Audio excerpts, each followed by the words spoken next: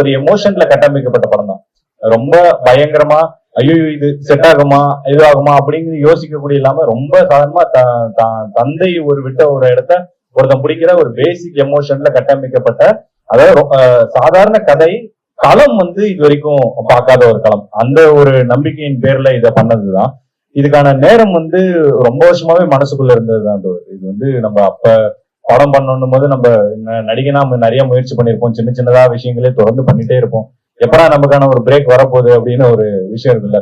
சரி என்னைக்குன்னா ஒரு வாய்ப்பு கிடைச்சா ஒரு படம் பண்ணலாம், ஒரு ஷார்ட் பிலிமா பண்ணலாம் அப்படின்னு ஆரம்பிச்ச ஒரு இதுதான் இது. அதுக்கப்புறமா படமா வரும்போதும் நம்ம லீடா நடிச்சா ப்ரொடியூசர் எப்படி நோ சொல்லாத ஒரு கதையா இருக்கணும்.